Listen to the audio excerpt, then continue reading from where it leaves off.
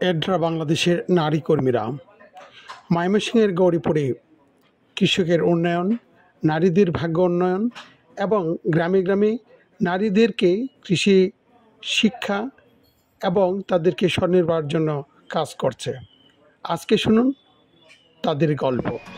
জি হ্যাঁ, আমরা মাদক নিয়েও কথা বলে থাকি, সেশন করে থাকি।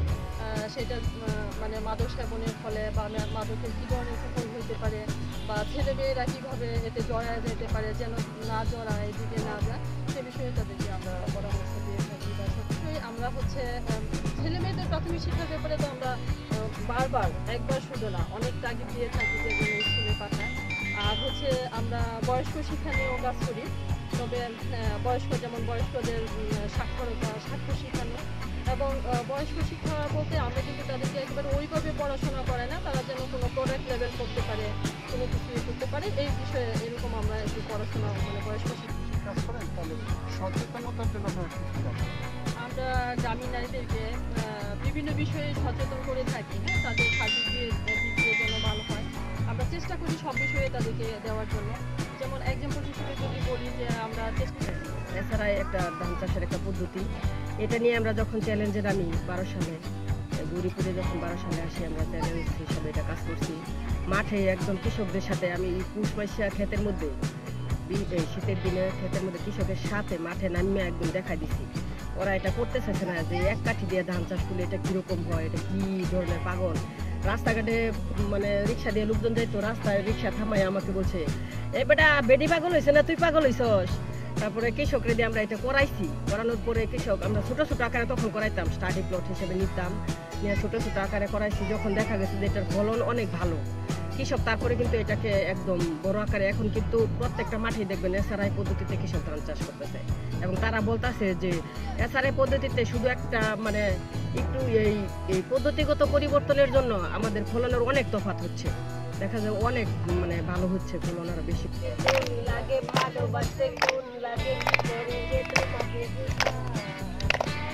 আকাশেতে চাঁদ আছে, চাঁদের সাথে তারাই আছে, তুমি ছাড়াই আমার কেউ নাই বন্ধু, তুমি ছাড়া কেউ নাই ও বন্ধু, তুমি ছাড়া কেউ নাই। পান খাইতে চুন লাগে, ভালোবাসতে চুন লাগে,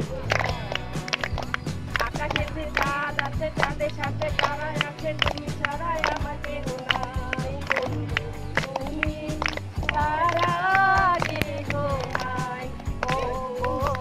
আমি এডরা বাংলাদেশ কমিউনিটি এমপাওয়ারমেন্ট প্রজেক্টের পক্ষ থেকে আমাদের গৌরীপুর উপজেলায় যে কার্যক্রম আছে সে সম্পর্কে আমি একটু কথা বলছি, সে সম্পর্কে একটু বলছি।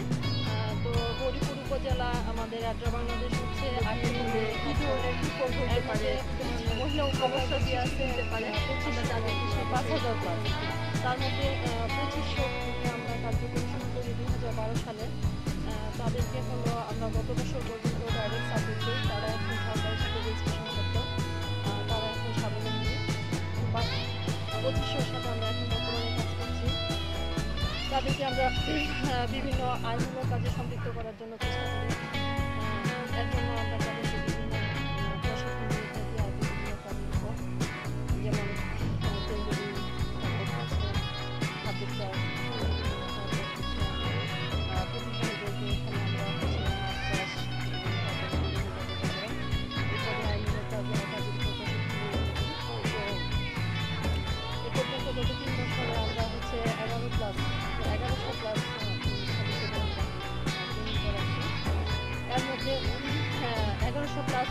আমাদের ট্রেনিং পাইছে, কিন্তু ট্রেনিং পাওয়ার পর এরা যেমন আইনমূলক কাজে সম্পৃক্ত হচ্ছে, ঠিক তেমনি তাদের অর্থ ব্যবহার করে, আমরা তো তাদের সেভিংসে নেই, তাদের ক্যাপিটাল ইউজ করে তারা এখান থেকে লোন নিয়ে বিভিন্ন আইনমূলক কাজের সাথে সম্পৃক্ত হয়।